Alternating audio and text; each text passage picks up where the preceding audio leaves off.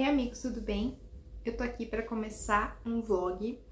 Esse vlog é dedicado exclusivamente ao Matheus e a Natália. E se vocês estão assistindo esse vlog é porque deu certo, o meu plano funcionou. Nesse vídeo eu vou ler 100 Anos de Solidão, do Gabriel Garcia Marques. O que acontece? Ano passado, Matheus e Natália leram meio que na mesma época. O Matheus foi releitura, ele não terminou, na verdade. A Natália leu inteiro e os dois gostaram muito, os dois ficaram falando comigo que eu deveria ler, não sei o quê. Eu falei, gente, eu não funciono sob pressão, pra leitura, pelo menos. E eu falei pra eles, vou ler, e a série ia sair. E eu li, acho que, eu não sei quanto que eu li, porque eu li em e-book na época. E eu lembrava de algumas coisas. E eu cheguei a começar a ver a série com o Matheus, acho que eu vi, eu não sei nem se eu vi o primeiro episódio inteiro. Mas abandonei, porque não tava indo. De tanto que eles me encheram o saco, eu perdi a vontade. Aí essa semana, na segunda-feira, eu falei assim, eu acho que eu vou cumprir a minha promessa e ler 100 Anos de Solidão, que eu até falei no meu vlog, no meu vídeo da tag de 50%. Então eu vou ler um plano. Eu estou lendo esse livro secretamente, o Matheus não sabe que eu estou lendo. Eu só consigo ler ele quando ele tá na faculdade, ou no trabalho, ou quando eu tô indo pro trabalho. Ontem foi um dia engraçado, porque ontem foi o dia dele ter ido presencial também. E como eu tinha consulta com um nutricionista, eu ia chegar um pouco mais tarde. E poderia coincidir de eu acabar encontrando ele no metrô. Vai que. Então, na última linha de metrô que eu pego 3 pra voltar. Na última, eu tive que guardar o livro e pegar meu Kindle pra ler, pra não correr o risco de encontrar com o Matheus. Sem contar que eu poderia também encontrá-lo no terminal de ônibus, né? E não ia ser legal, então ele não sabe que eu estou lendo este livro. No momento ele tá indo fazer prova. Hoje é dia 6 de novembro. E eu criei uma meta pra ler. Esse livro eu não queria ler ele tudo de uma vez. A minha ideia inicial era ler mais ou menos 120 páginas por semana. O livro tem 450, se não me engano. E eu dividi páginas pra ler em todas as semanas de novembro, de segunda a sexta, né? Porque em casa eu não posso ler com ele. E a minha primeira meta, era pra chegar até a página 115, que eu até botei um post-it em cada meta. E eu já cumpri, eu cheguei na 115 e no momento, meus amigos, eu estou na página 124. E eu não sei se eu vou ler antes. Se eu ler antes, melhor, porque aí esse vídeo chega antes no YouTube. Mas se eu ler ao longo do mês de novembro, não tem problema. Eu estou levando esse livro na minha mochila pro trabalho. Ele tá ficando na minha mochila. Eu tô levando na minha mochila e eu escondo com uma eco bag em cima dele pra ele não correr risco dele ver de forma nenhuma. E eu boto dentro do bolso de notebook. Então, é isso. Estou lendo no secreto. Além disso, eu tenho que esconder esse vídeo dele, que ele não pode ver no meu celular também, é outra coisa que eu preciso pensar. E esse vídeo é uma surpresa pra ele e pra Natália, que me encheram o saco ano passado pra ler 100 Anos de Solidão. E finalmente estou lendo, e gente, eu estou adorando o livro. Eu já sabia que isso ia acontecer, só que, como eu disse quando eu li Babel, as coisas têm um momento certo, e chegou o momento de Gabriel Garcia Marques, tanto que não foi dificuldade nenhuma pra ler a meta dessa semana. E além disso, eu resolvi postergar outras leituras que eu estava fazendo no trabalho, no deslocamento, só para ler 100 Anos de Solidão. E aí, gente, vamos lá falar sobre a história. Eu anotei umas coisas. Primeira percepção que eu tenho pra dizer, é claro que assim, realmente, gente, quando eu li ano passado, eu tava detestando a experiência, porque não foi prazeroso, não foi divertido, foi tão chato. E não porque eu tava achando a história chata, o livro só não me pegou. E agora que eu tô lendo pela segunda vez, né, a primeira parte, eu tô gostando muito. Então eu fiquei surpresa de o quanto o livro é muito fluido e ele é muito fácil. Eu esperava que esse livro seria um pouco mais difícil, tá? Não sei se já sou uma leitora relativamente calejada com livros que tem muitos personagens e tudo mais, mas eu tô achando esse livro super fácil de ler. Eu achei que eu ia precisar de silêncio, de ler sentada na mesa, mas que nada, eu vou lendo no metrô em pé mesmo. E é tranquilo, pra mim tá sendo tranquilo. Em relação à árvore genealógica, eu queria dizer que eu sou inimiga do não spoiler. Então, ele tem aqui a árvore genealógica e eu uso de apoio. Aí você vai falar, nossa, mas você vai descobrir que fulano casou com ciclano nessa parte. Gente, não tem problema. Eu quero saber como que esse casamento aconteceu. Em que contexto. Porque na parte que eu tô, fulano tá prometido a ciclano. Não tá prometido a Beltrano. Não, entendi. Então eu não tenho problema com essa questão de árvore genealógica pra consulta, porque me guia na leitura, senão eu fico perdida. É claro que em alguns momentos eu me senti perdida, e aí eu vim aqui pro glossário. Além disso, eu fiz anotações sobre o enredo da história pra falar com vocês. Esse vídeo vai ter spoiler do livro, óbvio, porque eu tô contando a minha experiência com ele, e é um livro muito querido pra duas pessoas que são muito queridas pra mim. Então eu vou falar o que der na minha cabeça. E foi engraçado, porque eu tava lendo ele hoje e eu já me peguei olhando a Amazon, outros livros do Gabriel Garcia Marques. Primeira coisa, eu entendo esse livro aqui, não sei se... Eu já comentei, acho que comentei com o Matheus. Esse livro aqui, o Gabo se inspirou em O Tempo e o Vento, do Érico Veríssimo. E agora eu entendo que ele se inspirou, porque eu já sabia dessa informação, até contei pro Matheus, esse livro aqui... O Gabo leu, gostou, acabou escrevendo 100 Anos de Solidão. Eles têm, gente, a mesma vibe. Tem algumas cenas, algumas coisas que acontecem aqui com os personagens que eu falei, nossa, rolou igual. Igual assim, não é um plágio, tá? Mas rolou, aconteceu mais ou menos nesse sentido lá no Tempo e o Vento. A questão de um povoado sendo fundado num período da história em que a gente tá muito no passado e que tem... tramas coronelistas acontecendo. Dá pra ver que a Colômbia tem muito em comum com o Brasil, né? Infelizmente a gente tem muita coisa em comum com os nossos irmãos latino-americanos, de coisas ruins, mas também de coisas boas. O começo desse livro, ele é genial, ok? Genial. Olha só. Muitos anos depois, diante do pelotão de fuzilamento, o coronel Aureliano Buendia havia de recordar aquela tarde remota em que seu pai o levou para conhecer o gelo. Quem é Aureliano Buendia? Por que que ele tá na frente de um pelotão de fuzilamento? Essa questão do pelotão de fuzilamento vai aparecer ao longo do livro inteiro, pelo menos até onde eu cheguei. Então, gente, o Gabriel Garcia Marques, ele é amigo do spoiler, tá? Não é inimigo de não contar spoiler, porque ele mesmo conta. E ele tem um livro, né, chamado Crônica de uma Morte Anunciada, então a gente sabe que alguém vai morrer, a mesma coisa da morte de Ivo, a mesma coisa da morte, a morte de Quincas Berro d'Água, a gente sabe que vai ter uma morte, ponto. Essa não é a questão do livro. E esse livro vai contar a história de uma família que vai fundar um povoado, e esse povoado vai se transformar, creio eu, em uma cidade, alguma coisa muito maior, porque ele começa muito simples, tanto que eles fundam esse povoado chamado Macondo, né, que é um nome muito emblemático. E é muito curioso porque em Macondo ainda ninguém morreu, demorou pra alguém morrer, mas vai morrer. Esse livro, então, começa com os patriarcas da família, o José Arcádio Buendia e a Úrsula, que são primos, certo? Eles se casam e têm filhos. Eles têm, então, o Arcádio e o Aureliano, os dois filhos. Mais pra frente vai aparecer também uma outra menina, que é a Amaranta. E aqui tem toda uma mística com a questão da possibilidade de nascer uma iguana da Úrsula, porque, né, eles são primos e tudo mais. Eu tô lendo, gente, porque realmente, às vezes, é preciso ler. O José Arcádio Buendia, José Arcádio, filho do José Arcádio Buendia, vai se envolver com a Pilar. E deste envolvimento vai nascer, então, o Arcádio.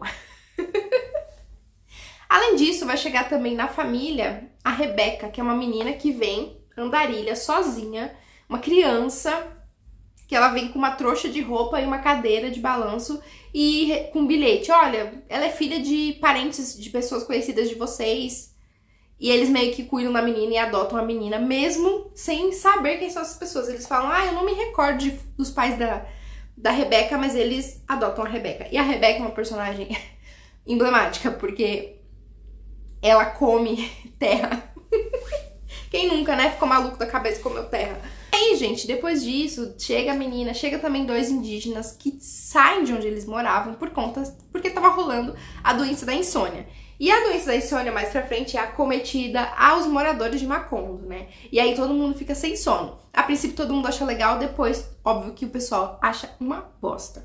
Aqui a gente já consegue entender que o Aureliano é o coronel Aureliano, que lá no começo do livro tá de frente pro pelotão de fuzilamento.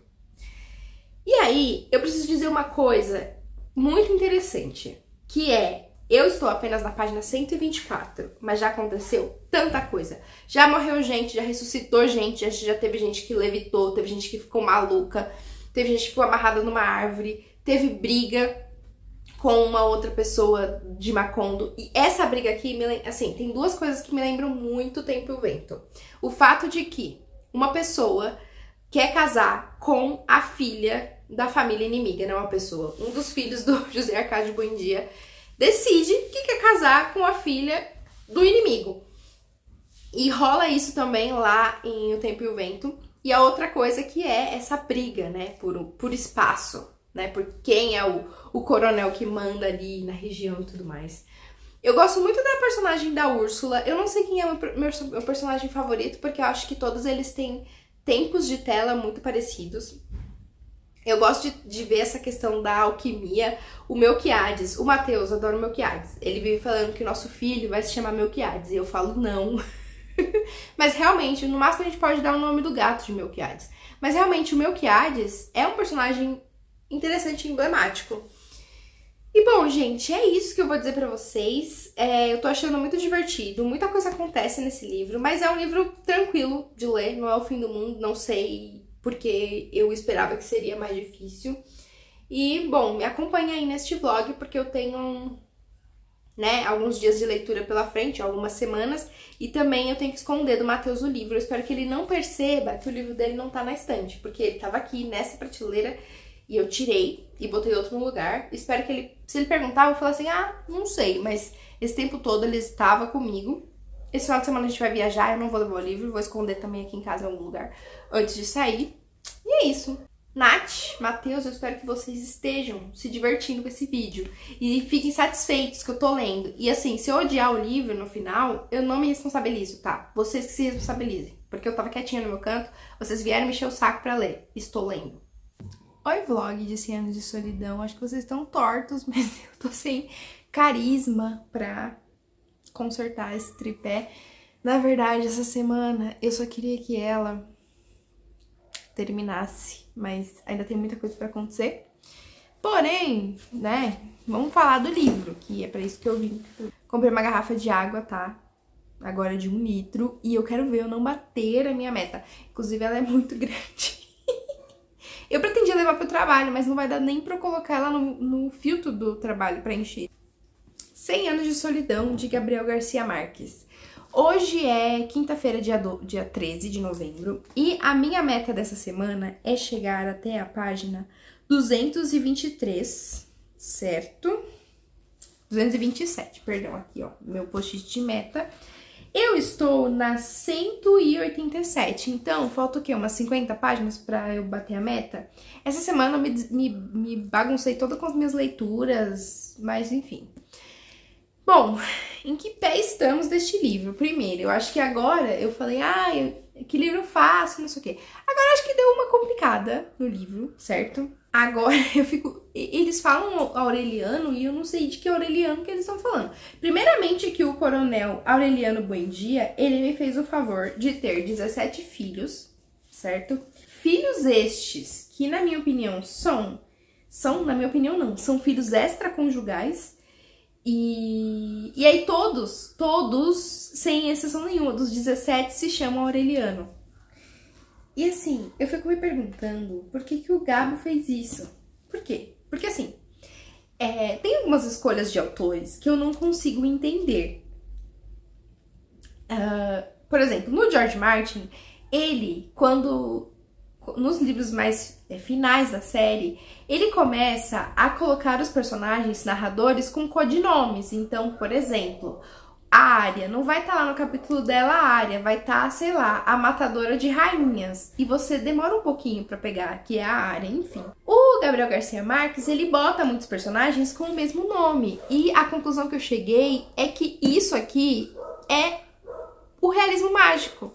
O realismo mágico, pra mim, aqui, além da parte de gente levitando, enfim, coisas esquisitas acontecendo, o realismo mágico aqui é também os personagens terem o mesmo nome e serem pessoas diferentes. Então, é a única explicação pra alguém escolher isso. Vou dizer a mesma coisa que eu disse no último take.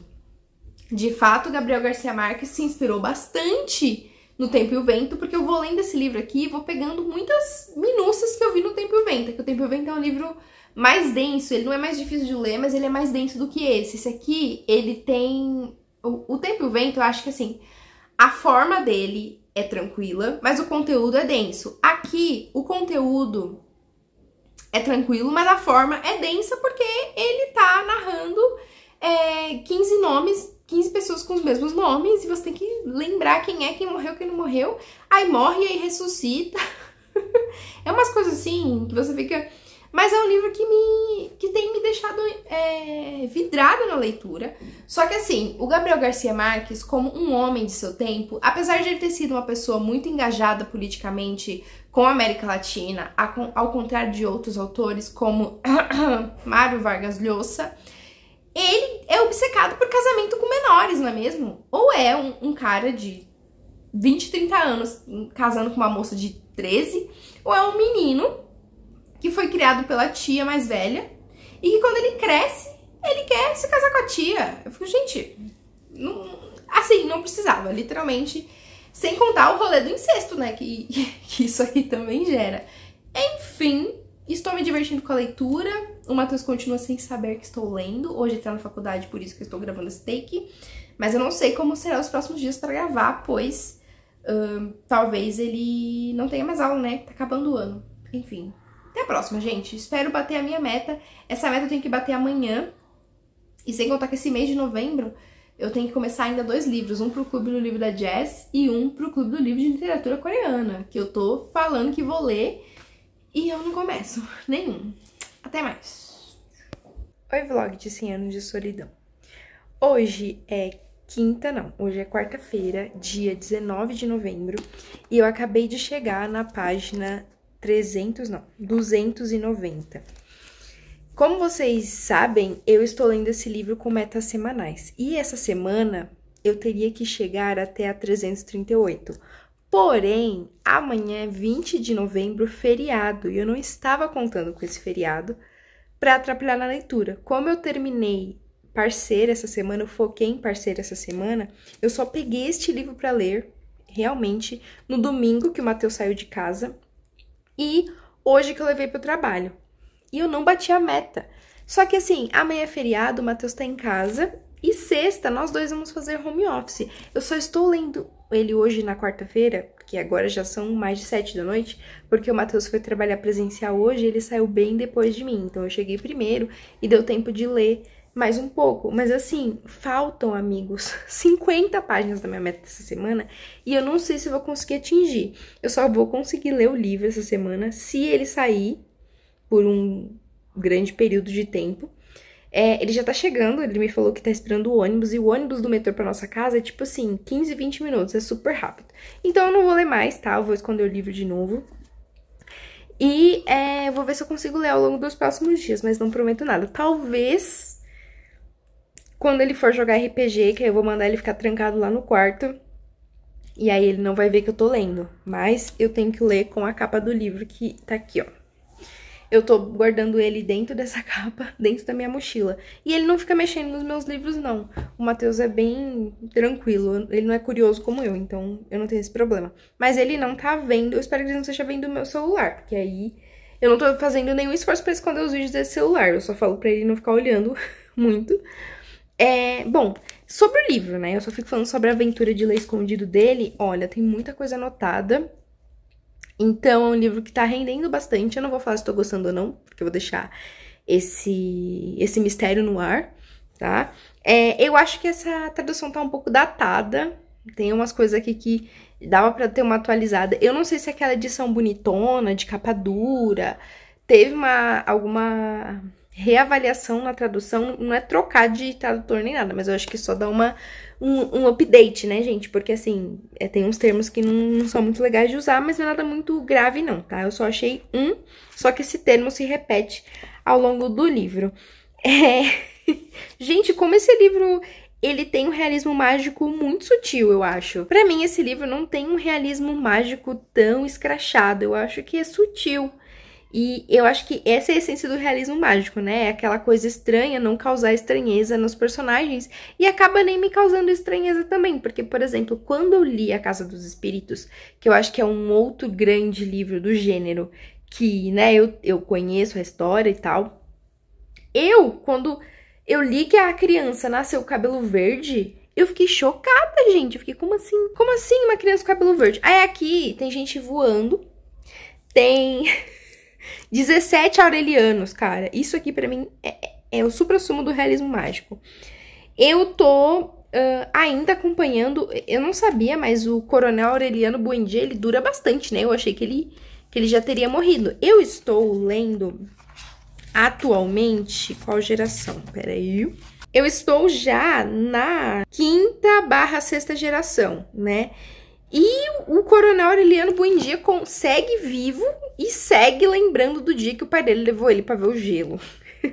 O que foi Remédios à Bela sair voando, levitar? Tipo assim, a menina levita, eles fazem guerra, o povoado foi se modernizando, vieram os gringos. Então dá pra ver, isso aqui tem muito suco de América Latina, né? Porque só com a gente acontece essas pataquadas. Eu queria dizer também que a Úrsula é minha personagem favorita. Talvez porque a Úrsula seja a personagem mulher que mais aparece na história. Não sei, fica aí o questionamento. Porque assim, eu acho a Remédios à Bela muito instigante a figura dela, porque todos os homens desse povoado amam ela, querem ela. A Amaranta, ela me irritou muito por conta da rolê da inveja, e não sei se eu concordo, não. Na verdade, eu não concordo essa rivalidade entre mulheres por causa de um homem italiano, sabe? Nada demais. Os aurelianos foram mortos, né? Dos 17, 4 foram mortos, um conseguiu fugir. O coronel ficou puto com o padre, porque se o padre não tivesse botado uma cruz na testa dos meninos, os inimigos não saberiam que eles eram os aurelianos, filhos dele, e não teriam os matado. Até porque eles têm os nomes iguais, né? Mas eles não têm a aparência igual. Enfim, eu vou na academia agora, esconder esse livro, que o Matheus tá chegando, e até o próximo take, que eu não sei quando vai ser. Oi, vlog de 100 anos de solidão. Hoje eu tô num cenário diferente porque eu tô lendo no quarto do meu irmão. E eu preciso dizer duas coisas sobre esse livro. Primeiro, onde eu tô, né? É bom vocês saberem. Eu tô na página 223. Eu preciso chegar na 238 hoje, antes de ir pra casa, pra bater a meta da semana. A minha ideia é terminar esse livro amanhã se o Matheus ficar tempo suficiente fora de casa, porque eu tenho coisa de casa pra fazer também, então não sei se vai ser possível. Mas se eu terminasse esse livro amanhã, dia 23, no próximo domingo já ia estar no canal, ó, delícia, mas enfim, né, não sei. Eu sempre volto pro início do livro e eu releio esse início. Muitos anos depois, diante do pelotão de fuzilamento, o coronel Aureliano Buendia havia de recordar aquela tarde remota em que o seu pai o levou para conhecer o gelo. Eu sempre volto nessa frase. E aí, esse livro aqui entrou, com certeza, pra minha lista de livros com melhores inícios, porque eu acho o início desse livro muito, muito, muito bom, muito significativo pra ele. E a segunda coisa que eu tenho que dizer é que esse livro não soa bonito em inglês como ele soa em espanhol e em português, porque o título dele é 100 Years of Solitude, tipo assim, ok, agora 100 anos de solidão, sabe? E em espanhol é soledad, eu não sei falar, não falo espanhol. Não sei, eu acho que em espanhol esse livro soa muito mais bonito. E eu tava ouvindo no YouTube, vendo um TED Talk de por que você deveria ler 100 anos de solidão, mas é um TED Talk gringo. E o jeito que ele fala, o nome dos personagens, o próprio nome do autor, não me soa bonito, sabe? Parece que foi um livro escrito pra uma língua latina, né? Porque português e espanhol bebem da mesma fonte original e não da mesma que vem o inglês. E soa tão bonito aqui na gente que fala português, que fala espanhol, e inglês fica tão esquisito, sabe? Então eu acho que, pela proximidade com o idioma, eu acho que nunca vai se comparar com você ler o livro no original. Mas pela proximidade do idioma, do espanhol com o português, soa muito mais gostoso. Inclusive, uma coisa que eu tenho que falar há 1000 anos em outros trechos é o seguinte: aqui tem um personagem chamado, que inclusive é amigo do Coronel Aureliano Buendia, que é o Coronel Genineldo Marques. Aí eu te pergunto, onde, num país que fala inglês como principal idioma, vai ter uma pessoa chamada Genineldo? Não tem! Mas aqui no Brasil, com certeza você vai encontrar um Genineldo, entendeu? Então essa proximidade linguística que a gente tem com o espanhol latino-americano, eu acho muito bonita. E além disso, não só a proximidade linguística, como que a gente tem proximidade histórica muito forte com eles. Então eles estão passando por coisas aqui que a gente se identifica como um povo, como historicamente mesmo. Aí outra coisa que eu fiquei refletindo sobre esse livro, é que eu acho que se eu conhecesse minimamente a história da Colômbia, eu teria aproveitado ainda mais, eu teria enxergado as coisas ainda mais. Tanto que quando eu li o da Isabel Allende, né, A Casa dos Espíritos, eu tava com conteúdo de como foi a história chilena do período do século XX ali, com o golpe do Allende, muito fresco, porque eu tinha estudado na faculdade, mas a Colômbia eu não tenho muita proximidade, na verdade nenhuma, eu conheço muito pouco sobre a Colômbia. Então, acho que teria sido muito mais proveitoso. Por isso que é legal quando a gente pensar, quando estamos lendo um livro de um brasileiro, sobretudo do século passado, quanto fica rica a narrativa se você conhece o que aconteceu de fato. Um exemplo claro é o Érico Veríssimo com O Tempo e o Vento. Então, enfim, esses são os meus pensamentos do momento. Eu acabei de chegar na parte em que a Amaranta morre e acontece todo o rolê com a Meme, né, a filha da Fernanda. E eu tô muito puta com a Fernanda, porque ela é uma mãe muito má, sabe? A Meme, ela é uma jovem que se encantou por um homem e que foi uma coisa meio... como é que diz? Recíproca, né? Ele, né, que é o Maurício Babilônia, que tem um sobrenome diferente, ele é anunciado pelas borboletas quando ele chega. Se isso não é realismo mágico, eu não sei o que é.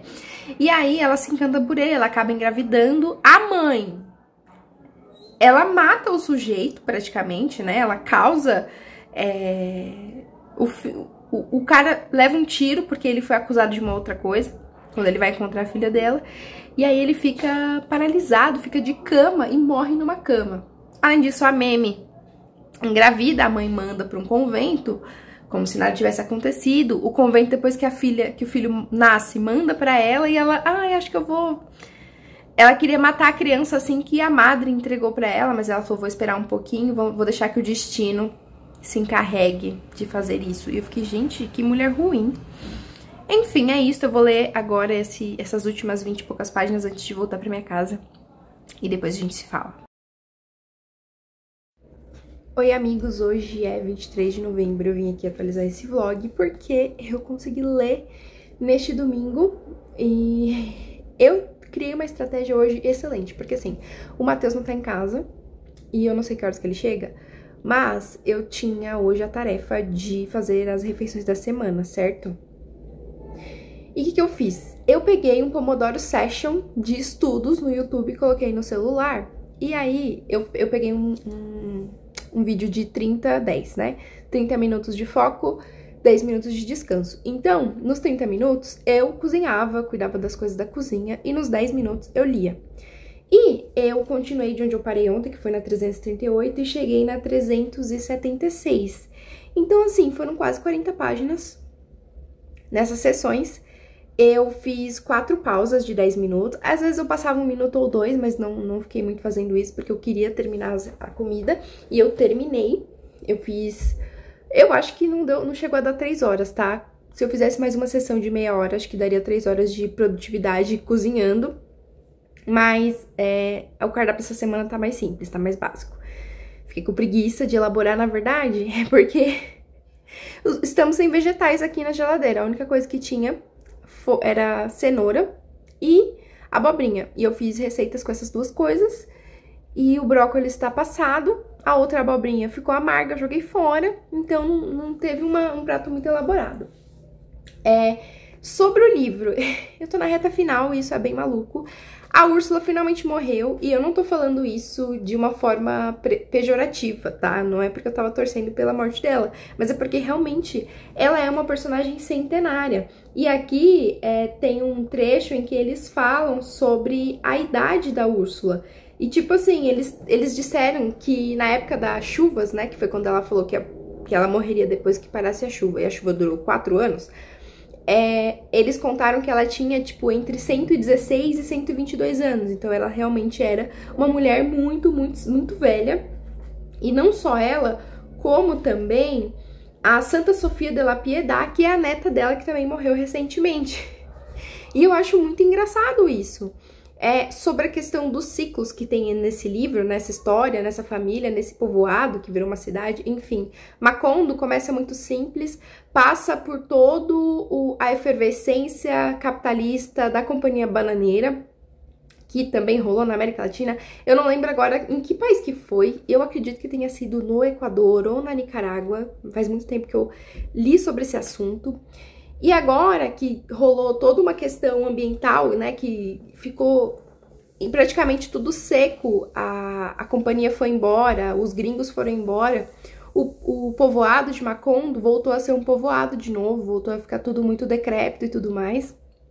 Então, dá pra ver esse ciclo, né, que o autor trabalha no livro, e sem contar no ciclo da família. Por quê? Eu falei pra vocês, eu não sei se eu falei, acho que sim. A Fernanda, ela é péssima, é que eu escrevi muita coisa no livro, então talvez eu tenha escrito aqui e não falado diretamente em vídeo. Mas a Fernanda, ela é péssima, porque, enfim, ela mandou a filha dela que engravidou fora do casamento, ela nem chegou a casar, pro convento, e a freira, né, trouxe o neto, que é Aureliano Babilônia, e o Aureliano, ele vai se enfiar lá na oficina do outro Aureliano, um parente dele, que ficou se envolvendo com alquimia, né, se eu não me engano, e aí dá pra ver o quê? O ciclo se repetindo, porque ele ficou enclausurado também nesse ambiente. E além disso, gente, tem uma cena aqui que é a do trem com as pessoas baleadas, que eu achei muito vívida. Eu consegui imaginar na minha cabeça um vagão de trem lotado de corpos, em que um dos personagens acorda. Agora eu acho que é o José Arcádio. Segundo, eu não sei. Porque assim, uma coisa sobre esse livro, acho que é uma vibe meio Clarice Lispector. Você tem que não necessariamente entender, mas sentir. Como o autor trabalha tantos e tantos nomes neste livro, eu não tive tempo hábil na leitura de lembrar quem é quem. Então, eu tô sempre consultando aqui, né, a árvore genealógica e lendo. E eu vou e volto e tento lembrar, mas nem tudo eu consigo lembrar. E eu acho que é normal para uma primeira leitura. Não acho que eu esteja fazendo uma leitura superficial, pelo contrário. É um livro que é muito imersivo, apesar dessas dificuldades com os nomes dos personagens. E, enfim, dá pra ver o ciclo se repetindo, eu só não consigo lembrar o nome com quem que foi no passado, né? Às vezes eu preciso dar uma olhada na árvore genealógica. Inclusive, galera, eu queria muito, eu acho que eu vou na livraria essa semana e tentar ver a edição, aquela edição nova, bonitona, de 100 anos de solidão. Não sei se ainda vendem, né? Porque talvez não tenha ela separada, eu sei que tem num box. Pra ver a árvore genealógica, porque eu tenho quase certeza que essa árvore genealógica aqui tá com um erro. E não é um erro de ordem de nascimento nem nada do tipo. É um erro na legenda, porque aqui na legenda tem um tracinho com uma seta, que diz que são filhos adotivos. Só que absolutamente todos os descendentes dessa árvore tem essa seta, tem uma seta que não é a mesma seta de filhos adotivos. Aí eu acho que está errado.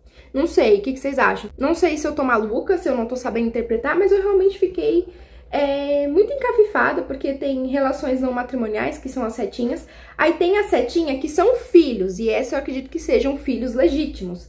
Só que todo mundo tem setinha. O tracinho sem setinha são filhos E o tracinho com setinha são filhos adotivos. Só que absolutamente todas as pessoas que descendem do José Arcádio Buendia e da Úrsula Iguarã têm seta. Então eu não entendi o que rolou aqui. Continuo detestando a Fernanda, vou dizer isso de novo.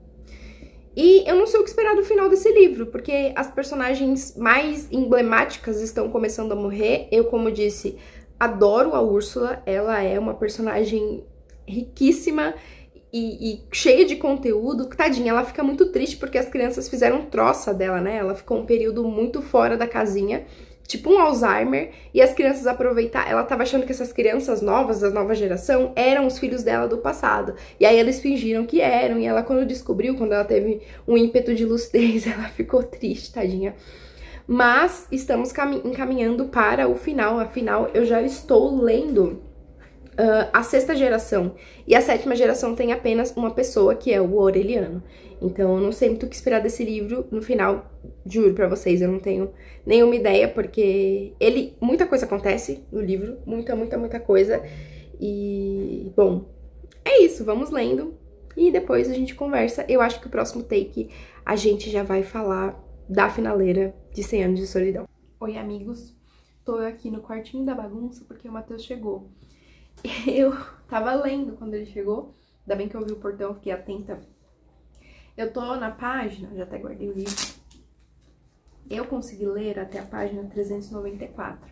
Então me restam 50 páginas, acredito que eu terminarei amanhã. Mas assim, tá muito divertido porque eu cometi um erro hoje com esse livro. Eu coloquei a Alexa pra fazer um lembrete pra mim, pra eu ler o livro, né? Eu faço muito isso. Pra eu dividir meu tempo entre fazer tarefas e ler. Aí eu coloquei um lembrete assim, Alexa, lembrete. E ela perguntou o que era o lembrete, eu falei 100 Anos de Solidão. E aí eu nem me toquei, né? Só que acontece que eu e o Matheus temos o aplicativo da Alexa no celular. E quando ela tocou finalmente, eu me lembrei que eu não deveria ter colocado esse título pro lembrete, porque ele poderia ver. Mesmo que o lembrete tenha sido nomeado pra mim, acaba que os dois recebem a notificação. Aí ele chegou em casa, a gente conversou e tal, não sei o quê. Aí eu perguntei pra ele do meu porta-post-it, porque eu perdi um novo que eu comprei. E aí, falando de livro, ele perguntou assim, amor, você sabe onde tá 100 Anos de Solidão? E eu falei assim, não sei, talvez esteja na sua mãe, porque quando ele tava lendo, ele levava pra lá. E aí ele perguntou também, né, eu vi que tinha um lembrete 100 Anos de Solidão na Alexa, foi você que pediu?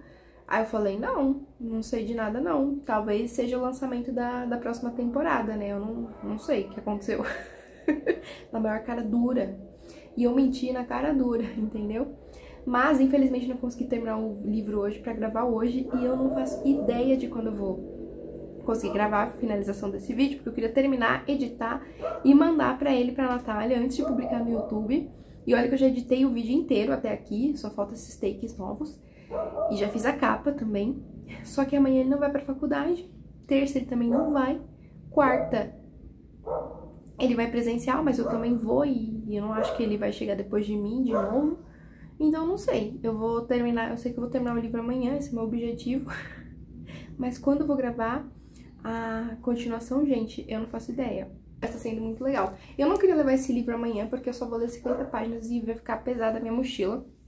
Essa semana eu deveria ler o livro do Clube de Literatura Coreana, mas, né, por forças maiores, ele não chegou cedo, mas como eu tava fazendo comida, eu não consegui ler o livro inteiro. Se eu não tivesse nada pra fazer hoje, eu teria sem dúvida terminado esse livro, teria me maquiado, teria gravado a finalização, mas a vida não é como a gente quer.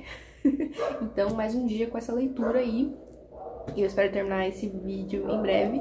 E eu espero muito que a Natália e o Matheus estejam se divertindo até aqui. E até o próximo take, galera.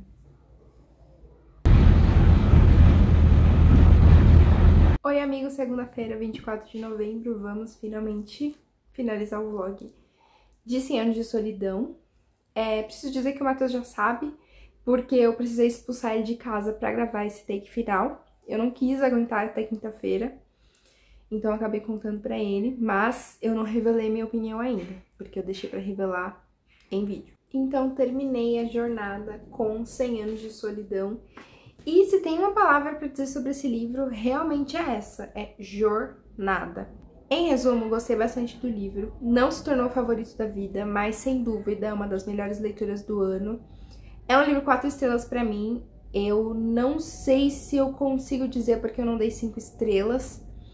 Eu acho que é pela confusão que o livro causa, então 100 Anos de Solidão, sem dúvida, é um livro que eu acho que cresce a cada releitura que você fizer, porque ele tem muitas minúcias que eu não peguei nessa primeira leitura. Algumas minúcias eu voltei e peguei, porque é um livro que precisa ser relido enquanto você está lendo, então muitas vezes eu me peguei voltando um parágrafo, voltando 2, 3 páginas para reler aquilo que eu não tinha absorvido direito, aí eu consegui enxergar algumas coisas. Eu acho que eu deixei passar muita coisa desse livro, assim, eu não tenho dúvida em relação a isso.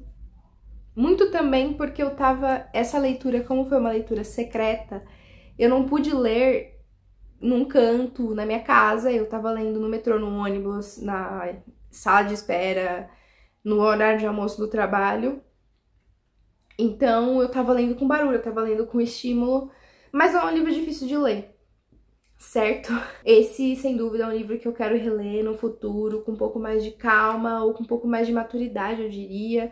Não digo que eu não quis dizer que tenha sido uma leitura dinâmica, mas o meu redor não tava tão calmo para essa leitura. Então acredito que isso tenha me feito perder algumas coisas.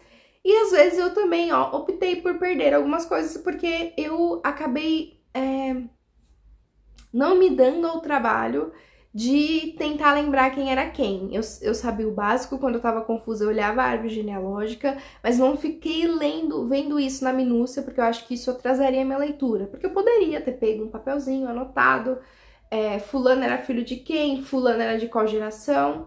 Eu não fiz isso, foi uma escolha minha, consciente disso. Eu só pegava a árvore genealógica aqui do comecinho do livro e olhava e seguia a minha vida. Assim como o livro iniciou, eu achei a frase final extremamente emblemática, né? Que tem tem uma frase enorme aqui, mas ele diz no final, o Aureliano Buendia, aliás, o Aureliano Babilônia, que é o filho da Meme com um cara, um filho que não é, né, legítimo de casamento. Ele percebe que o Melquiades escreveu lá no passado toda a trajetória dessa família. E aí ele diz assim: Aureliano Buendia acabaste de decifrar os pergaminhos, e que tudo que estava escrito neles era irreparável, desde sempre e para sempre, porque as estirpes condenadas a 100 anos de solidão não tinham uma segunda chance na Terra. Gente, a frase final desse livro. E outra coisa, eu acho que o Gabo começa muito bem os capítulos também. Tem um que me marcou, de todos, o que mais me marcou é o seguinte. Esse tá na página 359 dessa edição aqui de capa verde, que diz assim: Úrsula teve que fazer um grande esforço para cumprir a promessa de morrer quando estiasse.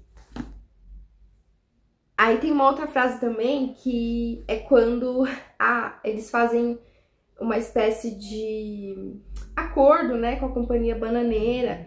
E aí o capítulo começa, tipo, e choveu por 4 anos seguidos. E eu achei linda, mas eu não marquei. Sobre a história, o que eu achei do desfecho de 100 Anos de Solidão? Foi um ciclo fechado, né? Ele começa a família com José Arcádio Buendia e termina a família com 2 Aurelianos, né? O Aureliano Babilônia e o Aureliano, filho do Aureliano Babilônia, com a sua tia Úrsula Amaranta. E aí a criança é levada pelas formigas. Eu li aquilo, né? Esse finalzinho em que o Aureliano percebe que o filho dele não tá no berço, ele até acha que a parteira levou o menino pra cuidar, porque, né, a mulher dele morreu, a mulher que ele amava morreu, a mãe da criança morreu. E ele ficou muito mal com isso. Quando ele vai descobrir que, na verdade, a criança foi levada pelas formigas. Me lembrou muito o conto da Lígia Fagundes Telles, As Formigas, porque, gente, é isso. Então aquele conto tem um quê de realismo mágico, né? Enfim. Assim, esse livro é um surto coletivo, tá? É uma grande fofoca. Eu acho que por isso que eu gostei tanto. Quando eu falo que eu gosto de fofoca, é disso que eu tô dizendo. Porque é gente brigando, é gente querendo roubar a fortuna do outro, é a mulher saiu voando, é o padre que morreu, é os meninos que ficaram com a cruz marcada na testa e por isso foram mortos. Não por isso, mas assim, eles foram descobertos para serem mortos. Gente, que loucura. Mas assim, o incesto que rola nesse livro... E é muito curioso, porque no finalzinho, o Aureliano Babilônia, ele começa a se relacionar com a tia dele, a Úrsula Amaranta, e ele fica tipo assim, só que como ele apareceu de surpresa, porque a Fernanda não conta pra ninguém que ele é o filho bastardo da Meme, porque ela mandou pro convento e a menina nunca mais voltou, ele se relaciona com a tia, sem saber que é tia. Tive que pausar o vídeo porque chegou um iFood aqui, do vizinho, e atrapalhou o meu raciocínio. Eles começam a desconfiar que eles são parentes, eles a princípio pensam que são irmãos. Aí o Aureliano vai lá tentar descobrir. E até ele tem um diálogo com o padre, né, que ele vai buscar os arquivos da igreja. E aí o padre fala assim, olha, melhor não saber não, se a gente não tá sabendo que estamos vivos, tá ótimo. Aí ele segue, o padre dá uma desculpa de que o nome da rua é Aureliano e que os pais costumavam dar o filho de nome de rua que tinha em Macondo.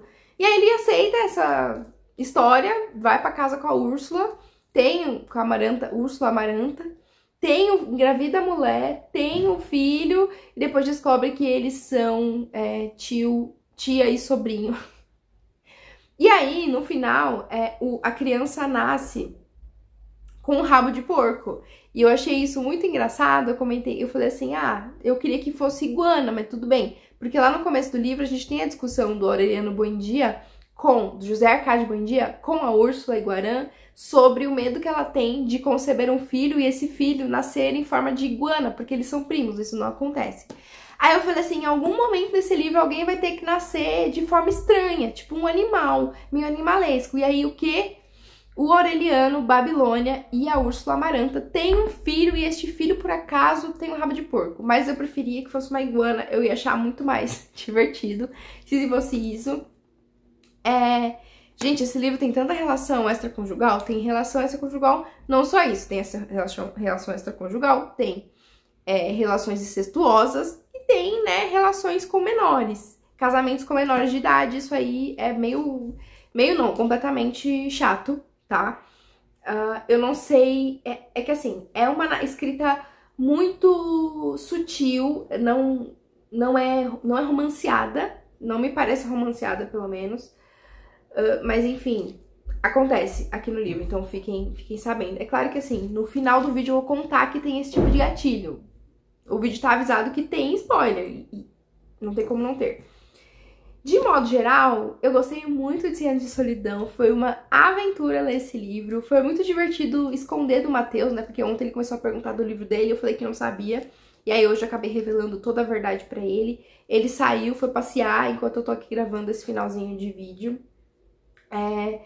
Eu quero ler mais do Gabo, inclusive hoje na hora do almoço eu passei na livraria e dei uma olhada nos livros. Eu acho que depois de 100 Anos de Solidão, o que eu mais tenho interesse de ler é O Amor nos Tempos do Cólera. Eu não sei o que O Amor nos Tempos do Cólera fala, mas algo me diz que ele vai ser meu favorito do autor, certo?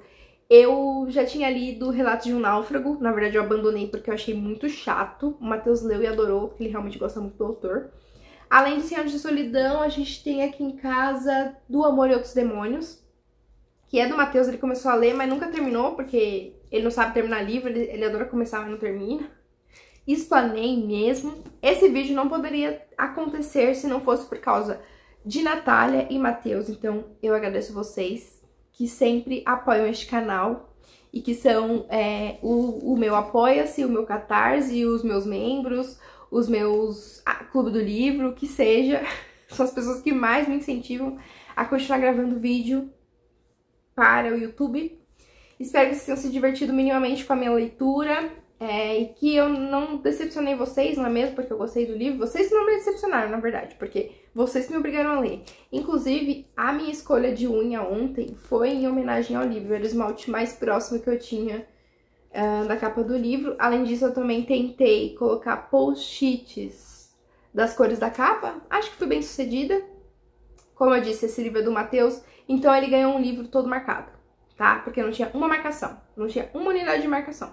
E eu fiquei com muita vontade de comprar a edição almofadada que eu vi na livraria da Travessa hoje, tão belíssima. Mas a gente já tem aqui e é isso que importa. Obrigada a você que assistiu até aqui, espero que você tenha gostado, se divertido. Lembrando, não sou professora de literatura, eu tô aqui lendo como uma simples leitora. E não levem as coisas que eu digo aqui a sério, mas se divirtam no processo, certo? Muito obrigada por assistir esse vídeo, a gente se vê no próximo. Tchau!